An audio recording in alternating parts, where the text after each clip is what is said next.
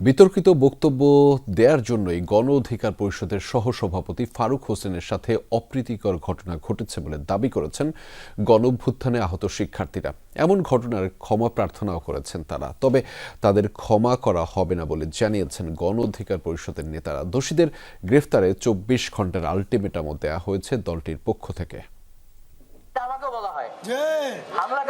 রবিবার শহীদ মিনারের ঘটনায় নিজেদের অবস্থান তুলে ধরতে বিকেলে জাতীয় চক্ষু বিজ্ঞান ইনস্টিটিউট ও হাসপাতালে সংবাদ সম্মেলনের আয়োজন করে গণ অভ্যুত্থানে আহত শিক্ষার্থীরা। শিক্ষার্থীরা বলেন, ফারুক হোসেনকে ছুরিকাঘাত করা হয়েছে।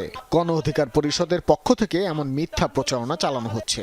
যারা দেশের গণতন্ত্র ফিরিয়ে আনতে অস্ত্রের বিরুদ্ধে দাঁড়িয়েছে, তাদের বিষয়ে প্রোপাগান্ডা না ছড়াতে গণ অধিকার পরিষদের প্রতি আহ্বানও জানান তারা। আহতরা ক্ষিপ্ত হয়েছে, আপনার সাথে একটা কথা বলেছে, আপনার কলার ধরেছে। আমি আমার পক্ষ থেকে, আমার আহত ভাইদের পক্ষ থেকে মাপ চাই আপনার কাছে। যদি বলেন হাত জোর করে মাপ চাইতে, আমি হাত জোর করে মাপ চাবো আমার এই আহত ভাইদের পক্ষ থেকে। কিন্তু সর্বপ্রথম আপনাকে এবং আপনার দলের যারা কর্মী আছে তাদেরকে ঠান্ডা হতে বলবেন।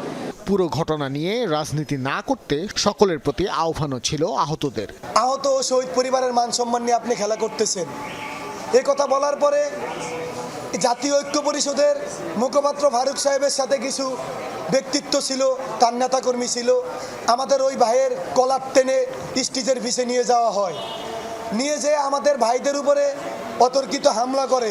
একই ঘটনায় শহীদ মিনারে পাল্টা বিক্ষোভ কর্মসূচি পালন করা হয় গণ অধিকার পরিষদের পক্ষ থেকে। চিহ্নিত অপরাধীদের দ্রুত আইনের আওতায় নিয়ে আসার দাবিও জানান তারা। আইন নিজের হাতে তুলে নিয়েই এই শহীদ মিনারে এনে বিচার করব। ওরা নাকি ক্ষমা চেয়েছে, এইভাবে সিনেমা স্টাইলে মেরে ক্ষমা চাইলে ক্ষমা হবে না, হবে না। আমরা এত হাতেম তাই না। আমরা স্বরাষ্ট্র উপদেষ্টাকে ২৪ ঘন্টার আলটিমেটাম দিচ্ছি। এই ২৪ ঘন্টার মধ্যে যারা ফারুকের উপর হামলা চালিয়েছে তাদেরকে গ্রেফতার না করা হলে এই স্বরাষ্ট্র উপদেষ্টাকে আমরা পদত্যাগ করতে বাধ্য করব। প্রয়োজনে এই সচিবালয় ঘেরাও করা হবে। পুরো ঘটনায় পুলিশের ভূমিকা নিয়ে ক্ষোভ প্রকাশ করেন গণ অধিকার পরিষদের নেতারা। ভাস্কর ভাদুরী, যমুনা নিউজ, ঢাকা।